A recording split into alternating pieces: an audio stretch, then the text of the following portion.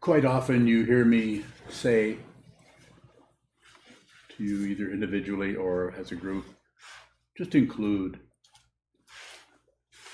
everything.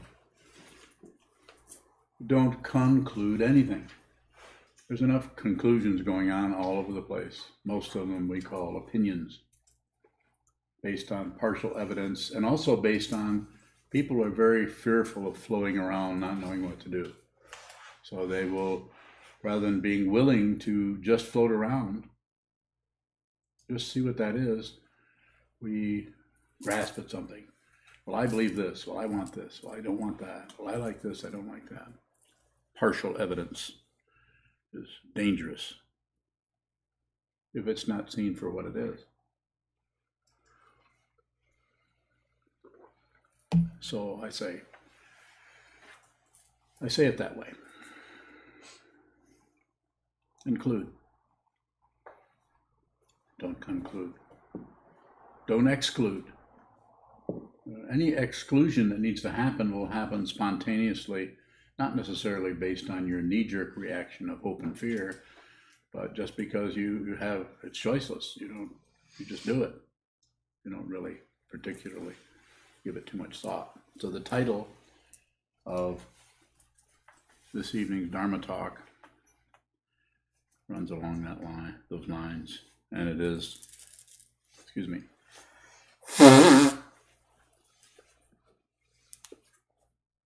That wasn't it.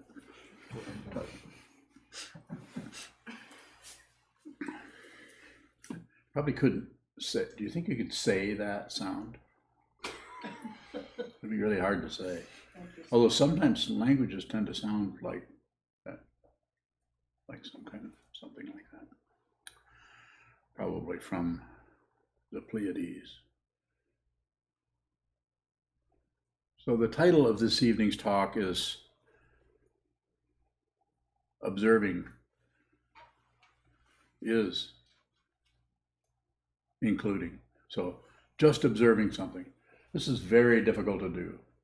It's rare to meet anyone who just observes.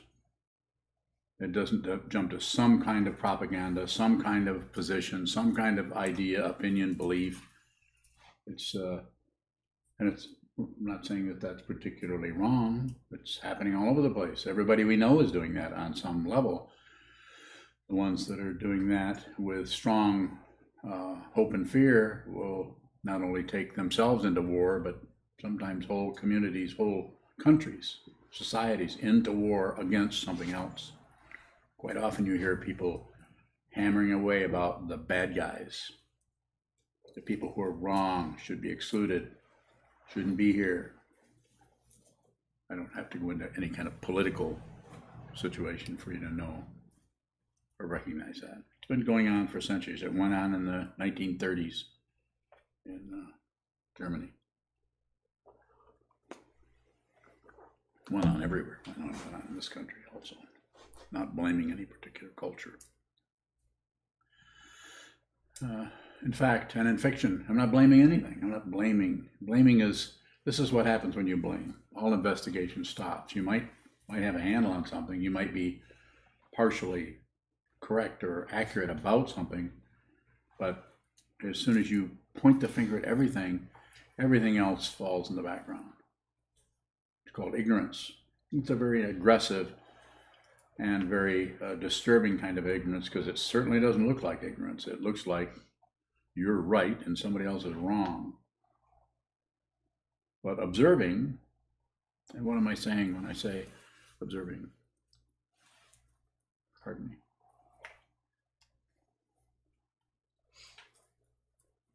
When I'm saying observing, what I'm saying is give something your attention, and when you do that, then whatever shows up as you give it your attention, receive that.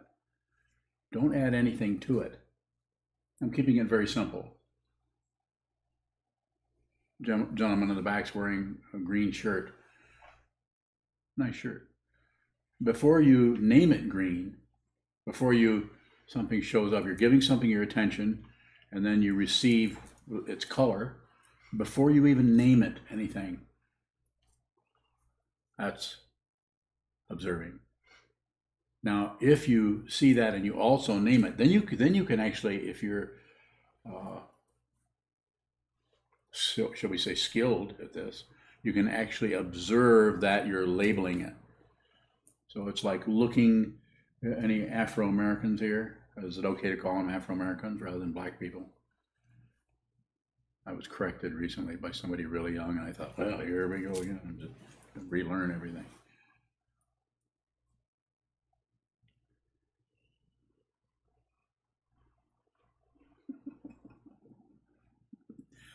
Anytime we name anything, we do what we separate it. I don't care if it's we call someone an angel, or call any kind of name calling is ignorance. This isn't to say we have to stop doing that. Of course, we need to know the difference between strawberries and blueberries. Otherwise, you make the wrong kind of pie. So we need to know. We need to name things what they are. But remember, you're naming something that fundamentally in itself has no name. The name is about controlling and manipulation. So I was using someone who was black. You'll notice, being mostly, as far as I can tell, white people in here, you'll notice when you see someone who is black, there immediately other thoughts arise around that. They may not be particularly negative, but there's something will stir there if you've been raised in white culture. And what am I saying? You can't get rid of prejudice. The very nature of prejudice is ignorance. You can't get rid of it, but you can at least be aware that that's what you're doing. If you're aware that that's what you're doing, then you can keep the destructive part of that to a minimum. And if you have questions about that, not yet, but you should ask me. You should ask me about it so that we can go deeper. I'll do it together. I can listen to what your question is. I'll respond in some way, and we can go deeper into that. It's a very important thing that is misunderstood everywhere. This is the astonishing thing about this teaching. You don't have to get rid of anything. You don't have to get rid of your anger, your aggression, your passion, your ignorance, your difficult feelings, your happy feelings, your threatened feelings. You don't have to get rid of anything. Getting rid of something, all it does is it sends it away, if you find a way to do it, and it'll come right back through the back door because it is circular.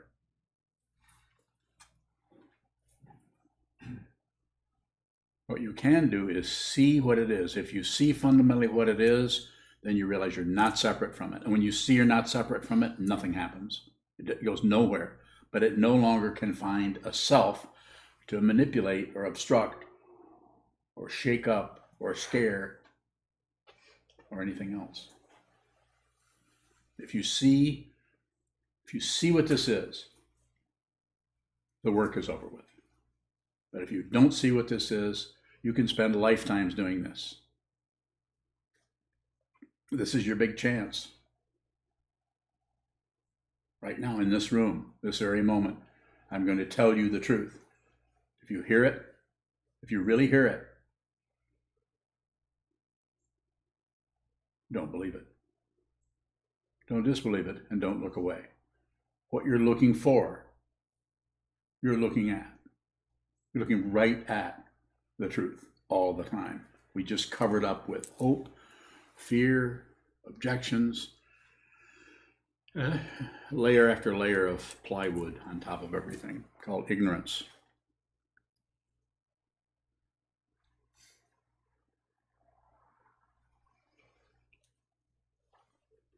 You have a question, David?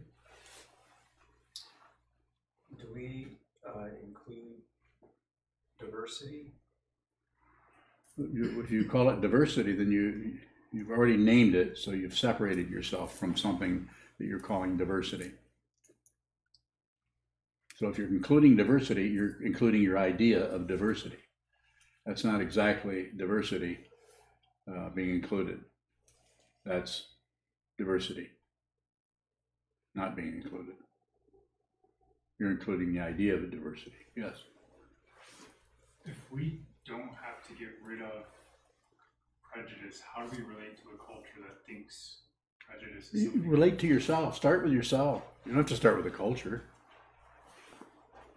I have no idea how you leave this monastery and go down the street and talk to somebody who's delivering mail, or I don't have any protocol or any recommendation for that. What I do have a recommendation for, and you know it's coming, train your mind.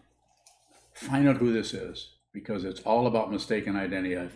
If you don't know who this is, you'll take who you think this is, and you'll take them out into the world, and then that, because you think there's a solid me, your solid self, you'll like some things, dislike other things. You'll be real sensitive to opinions and ideas that are coming from this way or that way.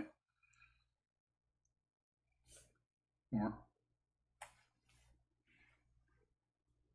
What is that sensitivity to others' ideas? It's ego. It's believing there's some solid person that can be helped or hindered, can be advanced or whatever, destroyed by the world, that somehow who you actually are can be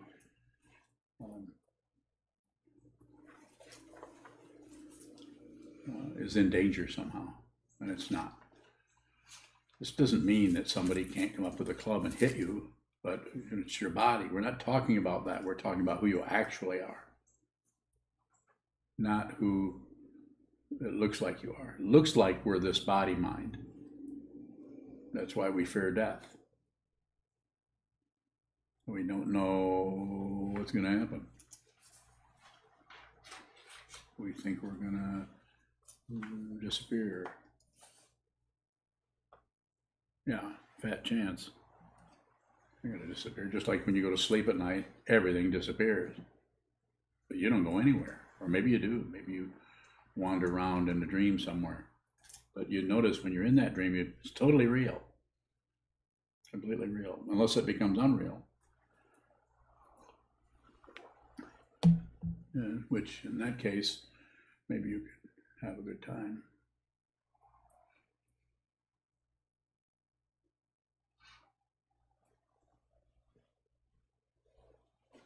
I'm going to count to 3. Everybody smile. 1, 2, 3. Yeah, that's better.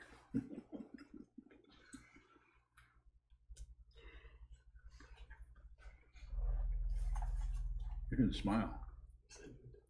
Was it a real quick one? Yeah. Okay. You can only stand that for a split second, then you have to go back to a frown. He wasn't really frowning. I'm just giving him a hard time because I can.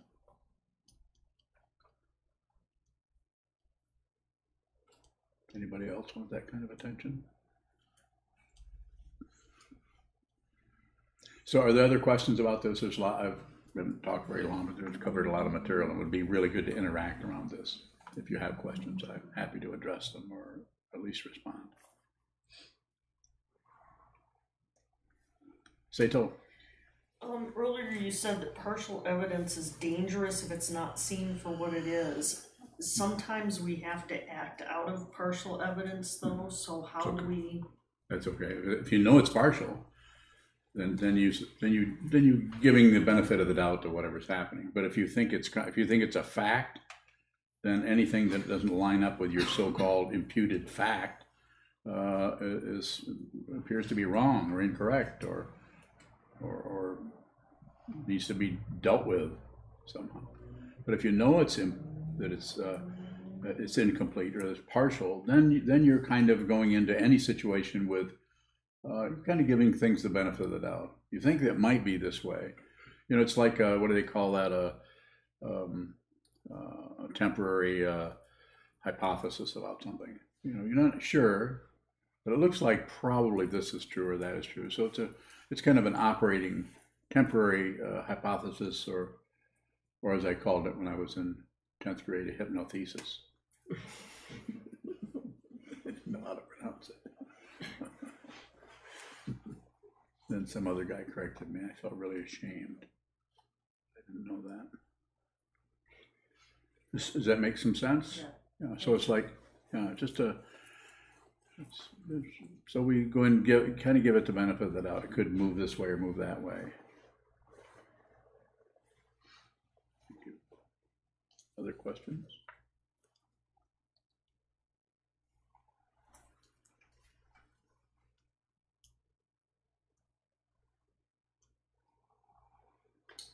So you said the title is Observing is Including. Yes.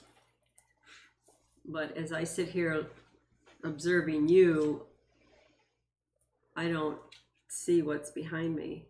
Is that still including?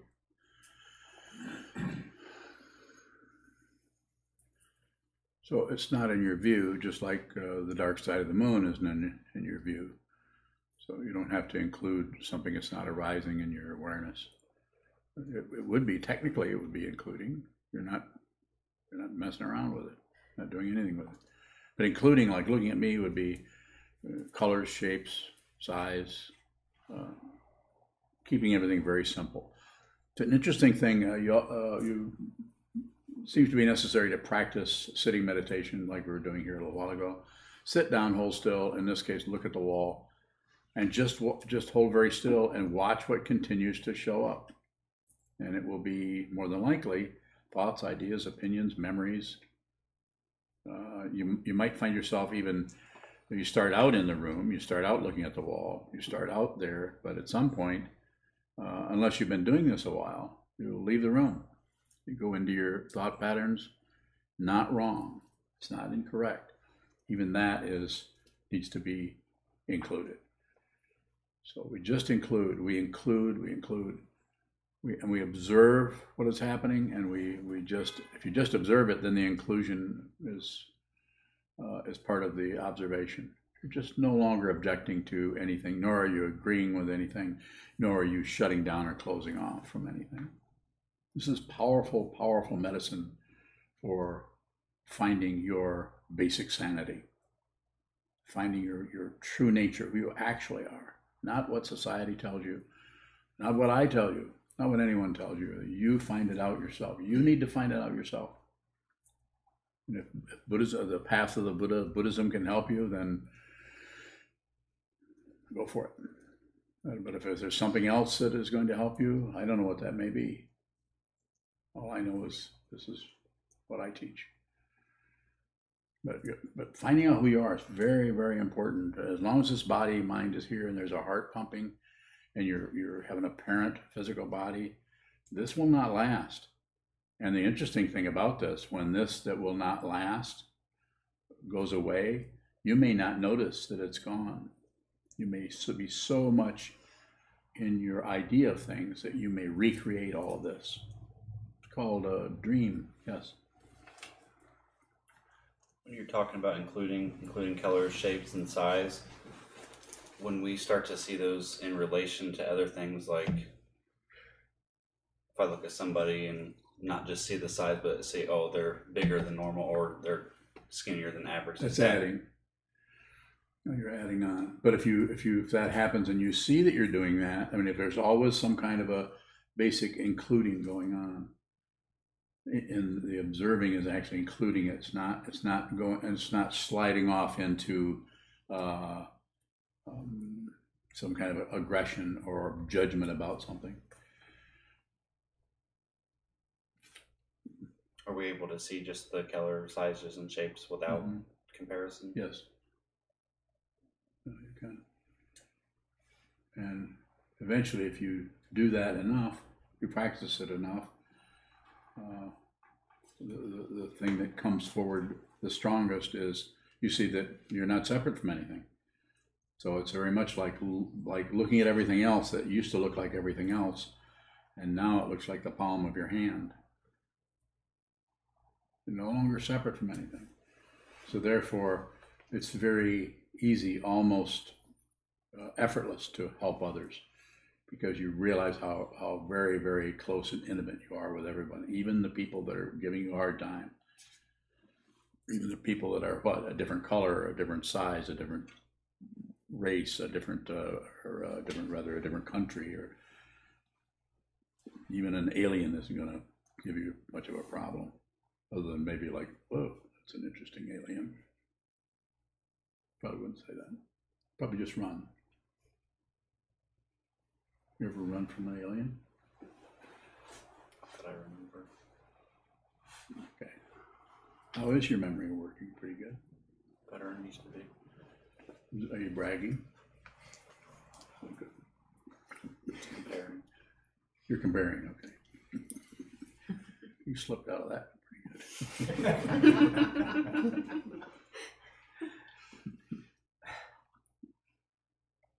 Further questions? Look it up. If we have a prejudice that we're unaware of, and it seems like I don't see that until I've already reacted to it in the world.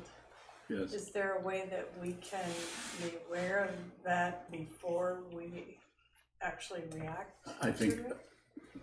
I'm very biased in this area. I say, yes, that's possible if you train your mind, if you spend a lot of time sitting down, holding still, and sharpening the awareness so that when you do get up and interact with causes and conditions out in the apparent outer world, that you're so clear about this, and you're not only clear about others, but you're clear about who you are.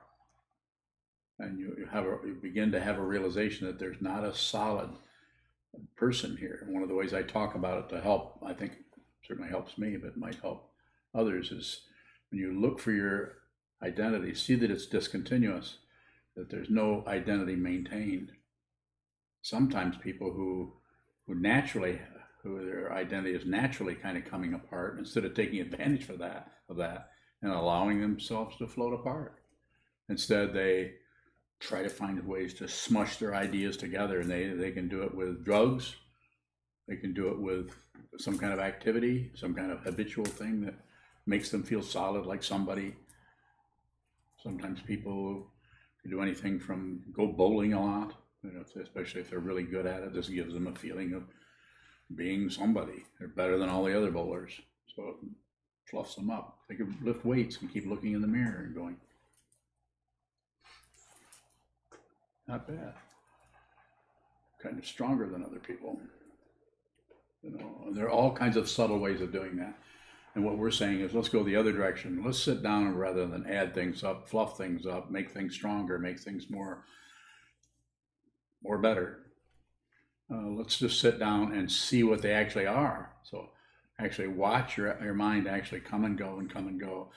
And the very discontinuity of it, that's when it gets difficult, when you start feeling like you're losing your mind, which is what quite often happens with people who meditate a lot. And I would say to that, please don't give up. Sit, hold still. There's nothing happening, just your body, just your mind. Things are just moving.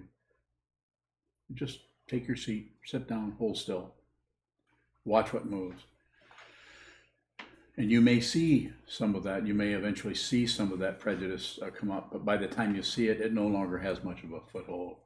It no longer has much of a say-so about what you're doing or not doing. You wouldn't be, you wouldn't have that just impulsive kind of reaching out based on your misunderstanding to hurt somebody, criticize somebody, nor would you be doing it particularly in your mind. You'd be including that. It's interesting that if you see that there's some prejudice going on, if you just include that, it takes all the power out of it.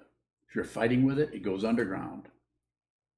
If you're agreeing with it, or if you're validating it, or if you're explaining that this is why it's okay for you to feel this way because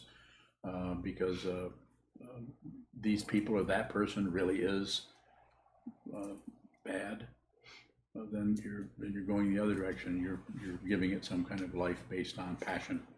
The other one is giving it life based on aggression, trying to push it down. And the most difficult one is one that gives it life based on ignoring it or distracting yourself into something else. Anytime it shows up, distract ourselves.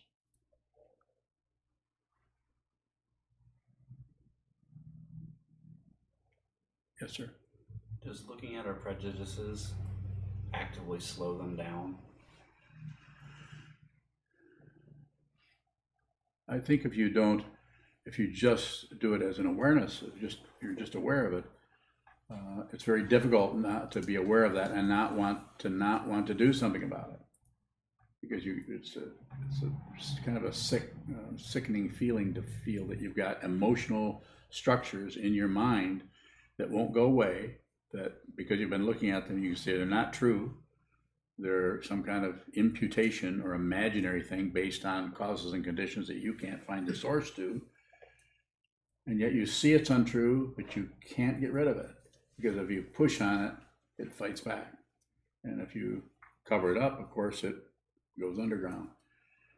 And then it shows up as a reaction in some other situation, or it comes back maybe even stronger. More. If we're having our eye on it, is there a chance that stuff might still be expressed? It could be. Do we just have to watch that come out? Just you may have to. It's like I had one time I said in a talk, you may have to kill somebody, and of course that's really easy to misunderstand. Oh, that monk said I might have to kill somebody. Maybe it's okay to do that. No, what I'm saying is that force of karma is just so powerful. This isn't a validation of something, but you've noticed, everyone in here has noticed something that they've done at some point that they just maybe could not stop and couldn't get in the way of and couldn't stop it. And it just comes surging out at who knows what it might be. It could be the causes and conditions are unsearchable. We don't have a Google for what this is. Google is something you look for information, but there's no way to track down what this is. It's so very vast and complicated and goes back to what's called beginningless time.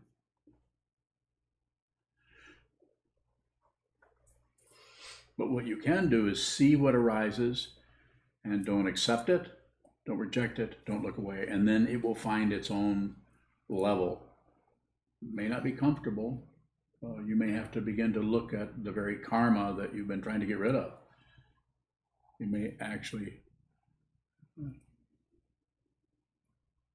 have to just see that negativity or those emotions, or those that seem to have something to do with someone else or being prejudiced against some other thing or other situation.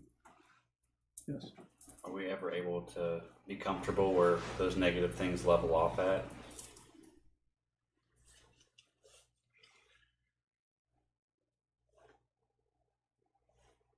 Let me say it this way, and then I encourage you to ask questions, not just you, but anybody.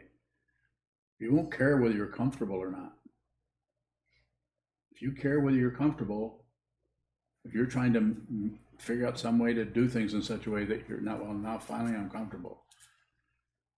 This is a form of spiritual materialism, trying to use practices to get yourself so that you feel better. The Buddha said 2,500 years ago, life is suffering. He didn't say part of the time. And it's also not nihilism. It's just the truth. So it's not some kind of negative thing. It just said, if you have nerve endings, which we all do, and all the six sense fields, including the mind, is something that's similar to a nerve ending. Sense of touch, sense of taste, sense of smell. Any one of those can be disturbed or abraded. Yet every one of them is, including the mind, has the same thing that causes you to feel temporarily happy is the same thing that causes you to feel temporarily unhappy. So what is it that transcends all of that? What is it that is no longer disturbed, no longer controlled or manipulated by thought patterns or emotions? I'm not saying you don't have them, but you're no longer have some kind of allegiance to every time you have a negative thought, you've got to do something with it. You got to push it down, you got to justify it, you got to get rid of it. You got to medicate or meditate. More? When it seems so negative on this side, how can we encourage ourselves without covering up? Yeah, that's a good question. This is why we do sitting practice of meditation, and why this doesn't work too good as a hobby. Might be okay. You might be able to. I don't teach this the way a lot of people teach it. Sometimes great, well-known teachers with lots of titles and everything will say, "Do this and do this, and you'll feel better," kind of thing. I just looked at it in the back of a book someone showed me just recently by a Tibetan Lama who's a great teacher, has titles and everything.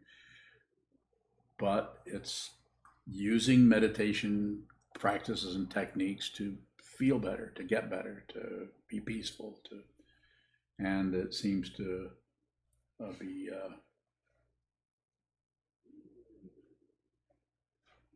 fundamentally not, it's not helpful to the fundamental difficulty. Someone may do meditation and start to feel better. Sure, that can happen. But you may need to go much, much deeper than just superficial feeling good. Junchu. You said something about you don't care whether you feel comfortable or not. And then I think in relation to that, you use the idea of not being disturbed by what arises. So is there a difference between not being disturbed and being uncomfortable? Yeah, one you're uncomfortable and the other one you're not disturbed. You need more than that? Is there an identity that's not disturbed? So yes, and so that's what it boils down to some kind of person or identity or someone who, if that's been seen through, that there's no solid me. The me feeling is unreal. It's concocted, and it's kept running by grasping at one thing and rejecting something else. Passion and aggression, and the other one is shutting down or ignorance. If those are having free reign, then it's probably going to be a difficult ride. More. How do we have a willingness to be uncomfortable?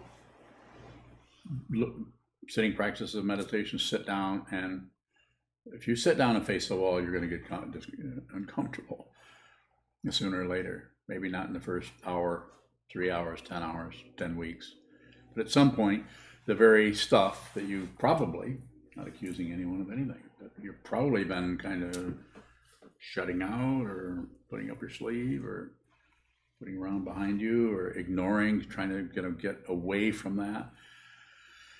If you sit down, hold still, and hold this body very still, then the very thing that, if there is something that is, you could say, crucial or critical to your whole situation, then it will start to surface more than likely. And that is your opportunity to just, I don't know of a better way to say it other than just observe it. Another way might be saying, be with it. Oh, that's a little bit extra there, because then you're separating out away from that, and you're creating an identity of someone who is just being with something.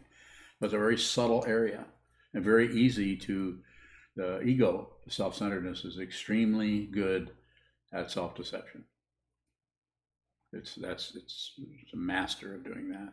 And all it is someone a being on a stage who thinks they're real and they're acting. The image I've used before, the metaphor I've used before is a sitting practice of meditation. If you're doing this over a period of time, it's almost like you got off stage and you're sitting in the first row and you're just watching your emotions and feelings going back and forth, acting out, interacting, as if there's some kind of dependable reality happening there. So how do we work with that? Awareness. The awareness of the prejudice, the awareness of the self-deception, the awareness of the pushing, pulling, awareness. Awareness is primary, not belief in Buddhism. I don't care. I don't believe in that. But you might need some kind of a structure to keep your bowl of fish. Give it some kind of a container so you're actually here. You're able to come in, sit down in front of a wall, hold still, and begin to see who you are fundamentally, rather than go out into the world with some kind of misunderstanding about who you are based on hope and fear, acceptance, rejection, of what society thinks you are. Don't get your identity from others. Get your identity from me. Find out who you are. Find out so there's no doubt. If you have any doubts about who you are, probably have work to do. That being said, I'm not commanding anybody. I'm not in a position to do that anyway, but I'm saying it's really up to you. I trust you. I trust everybody that's listening to me to do whatever you need. If you're listening to this, that's going a long way. And if you decide to continue this way, I'll help you. If you decide to go another way, you've done nothing wrong. You're just doing whatever your karma tells you. Go look in the mirror, see how much say-so you had already. You know, when you've chosen different shaped ears. I mean, I would have liked to have had really tall ears. Could hear better. You don't want tall ears. Okay, what was your question? With including, is there opening? Well, that's I don't say just open necessarily. I'm saying because then it becomes it's too easy for the ego mind to usurp that kind of, I'm just being open. I'm just being open. Have you ever heard someone say that to you as you've been telling them something that they don't particularly care to hear? And they'll say, well, I'm just being open. Fat chance. Or thin chance. When they say they're just being open, is there something to give our attention to? If someone says that to you? Yes. Yeah, the tone of their voice. And don't add to it. Don't have any idea what the tone of voice means. If you listen to something and think it means something else, this is the very nature of confusion. It's the very nature of passion, aggression, ignorance. Whatever occurs is exactly that. It isn't something else, including words. The word sardines, you could say that word all day long, but you would starve to death. But the actual thing that's being pointed at, you could have that and not starve and not even know what it is. Isn't that a great way to, isn't that helpful? Yeah, I know you don't like sardines. Sometimes I love sardines. Sometimes. How many do you like? As many as I can. Well, you said you like sardines. I just full. wondering about quantity. You like lots of them? Until I'm full. Okay, that works. Sometimes you say to watch the news. I do. And how does that help with including? It does, because it's very challenging. If you're watching any news program, any time somebody is standing in front of you and telling you about something else, they're lying. I mean, I'm not saying they're deliberately being deceitful. It's just that you can't talk about something else without trying to invent things that represent in words what you're talking about. So it's never the actual thing. And even if they were to take a picture of it and show you, even that's how difficult it is to communicate. That's why it's so important to receive.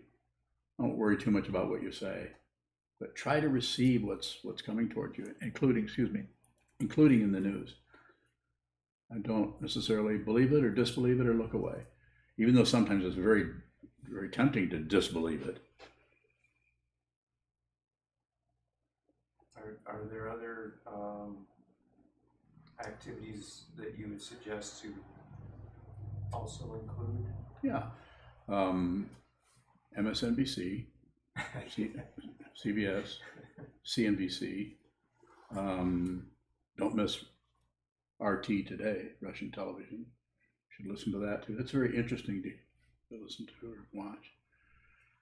Listen to the radio if you've got one. Listen to everyone. Receive what everyone's saying. Receive, and it's very easy for someone who's got some kind of really intense, strong agenda about anything to just not be able to receive it because it's just too big of a thing. But if you can receive it, you'll get a better understanding of who it is that's behind that. It's like when somebody is upset with you and they come at you with a lot of anger or aggression or something like we've all experienced just in different times in our lives, maybe last week.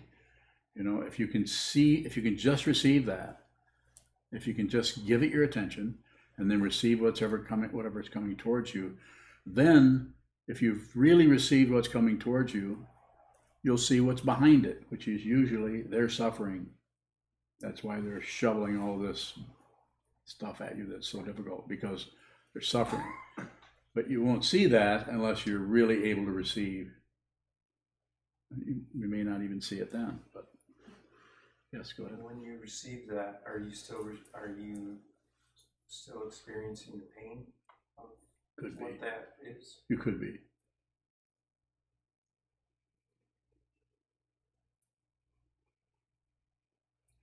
James? Is it different to someone's coming at you and they're angry? Is it different to? Is there a difference between just naming it anger, but not react to it? So I'm not quite clear on the question. Well, I think I'm hearing you say our labeling things is not simply receiving, and we lose something by not just being in receiving mode. Mm-hmm. Are we losing something?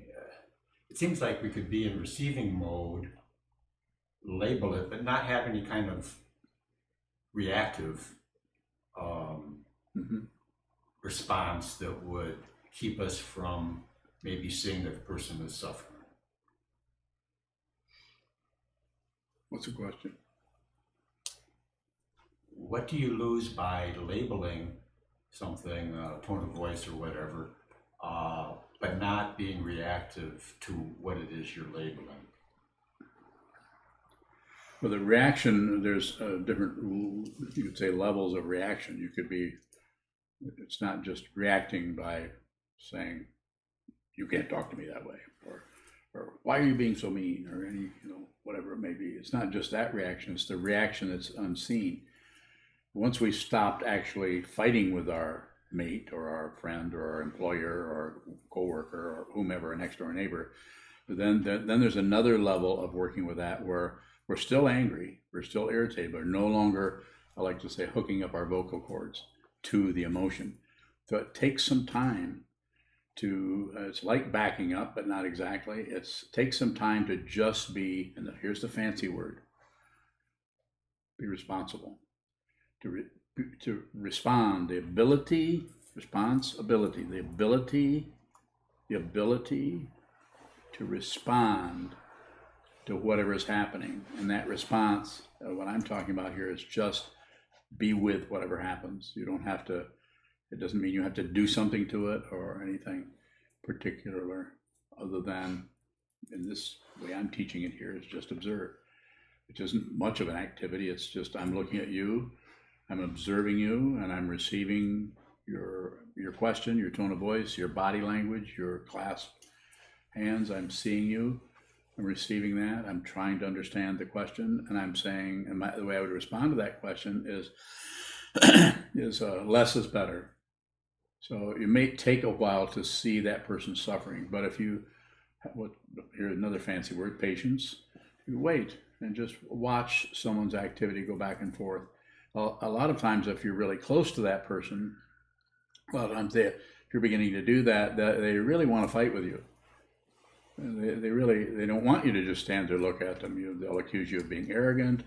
They'll do anything to hook you into the old, what you did 3 years ago or 2 years ago or 2 weeks ago is, let's have it out, let's argue, and that somehow that gets it all out, so you can make up.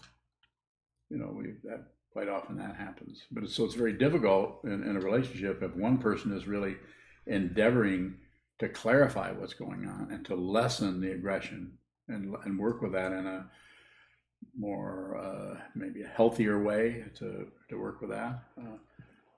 So the other person might ramp up their aggression to see if they can't get you to go back to the old way of fighting, instead of you're sitting there not doing anything about it. And that causes the person to project onto you. Yes. We haven't hooked up our vocal cords, but we're giving ourselves a credential for not hooking up our vocal cords. Does that mean we have not been responsible? No, it just means you're seeing that you're not hooking up your vocal cords. The credential part, just that you can ask the question tells me you're aware of how that works. So you may have to go through something like that. But it's not particularly real. You don't have to get rid of anything, as I think I said at the beginning of this talk. And that's kind of an astonishing thing to reflect on. You mean anything I'm feeling, thinking, I don't have to stop it or do something else or get rid of it? And I would say no. If you're aware of what this is, then whatever needs to leave or dissolve or go away, well, it will go away. And whatever needs to stay and continue to bug you or irritate you will stay. But your understanding will transcend any polarities happening there. You won't see one thing as, well, that's really good, that's left, or that's gone, but this is really bad, I still have to deal with this. There'll be no additional analysis going on. You'll just see it and that without any second opinion. We don't have to get rid of giving ourselves a credential. No. All you have to do is see it. We have to be aware of that. The teaching that Trungpa Rinpoche actually used the credential. He taught a class way back in the 70s, my first teacher, called Buddha Dharma, or Awakened Truth Without Credentials. So if you really see what this is, you will not get a credential. What's meant there is, if you see what this is, you won't think of yourself as an enlightened being or a Buddha. You won't think of yourself as being superior to others or more insightful than others. If you think of anything at all, it'll, in terms of words or terms, you'll see that you're not separate from anyone. It's an astonishing discovery, and I highly recommend that people find out who they are. Because if you find out who they are, it's not extra. You've always been that. You've just covered it up. And so that's when I say, don't be too concerned about whether you're having negative feelings or thoughts. They're just, it's like having unruly children. They're still your children. More. So a few minutes left. Is there anyone that hasn't asked a question? Yes. Mariah in Texas asks, Yes. how do you work with people whose anger multiplies with your attempts at clarifying and decreasing? Leave the room. I mean, if you can, don't interact with people who aren't even going to give you the benefit of the doubt. They're right going on and multiplying everything. Just and be polite to say, I gotta take a break. Gotta go to some. Just a little bit, but don't spend too much time dealing with people. Mariah, I'd almost have to talk with you to see what the dynamic is. A lot of times, if it's your family member, if it's somebody you live with, if it's somebody it's your mom, your dad, your brother, your sister, your mate, if it's your neighbor, you can get out of there. But if it's somebody close, very difficult to deal with that. But you can still leave the room. You can be polite and say, like, this seems to be going in circles. Say it some way where you're not accusing them of anything particular. They're probably already accusing themselves or you. Just say too circular. If you're trying to talk to somebody that has no interest in training their mind, but is just going with their own thought patterns over and over and over again, you're probably going to have difficulty working with that person unless you just happen to catch them at that time of the week when they're in a good mood. And then things might go fine. But the next day, they might not be so well because they're not feeling so good and they're looking for somebody to take it out on. And it might be you, or it might be the other way around. You might be taking it out on them. Have you noticed that? It's like relentless. The only solution that I can see is train your mind. Find out who you are, so the warfare will start to diminish on its own. You won't have to stop it. Or not, or go do something else. Play golf. Learn to sing opera. That would take up so much of your time that you wouldn't have time to be upset about anything. But then when you get really good at it, then you'd be wanting some appreciation. Further questions, especially from someone who hasn't asked? I'm gonna have to go back to Shoto again. You guys can ask me something. And you know what his questions are like. Is that a criticism? Not sure. No, it was a description. Much different. Like if I say, you're really ugly, and it's a description, that's not a criticism, is it? It's a fact. It's a fact. And that's humor. Yeah, very good. I like that. Yeah. I couldn't have done better than that myself. Good one. Final questions, please? Anyone?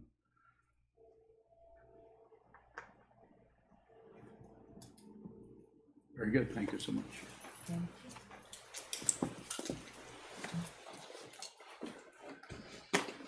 We'll stand and dedicate the merit in the back of our red champ books. I'd like to remind everybody about the donation boxes that are in the hallway. We appreciate and depend on your financial support. We also take donations through PayPal, checks in the mail, cash, debit and credit cards. We're very creative that way.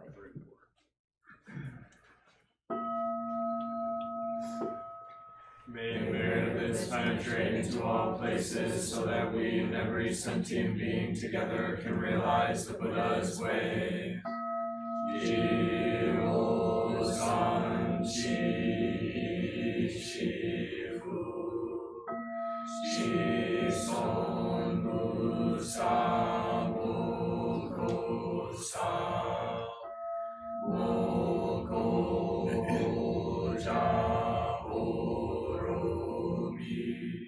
The 10 directions, the 3 worlds, all Buddhas, all venerable ones, Bodhisattvas, Mahasattvas, the great Prajna Paramita.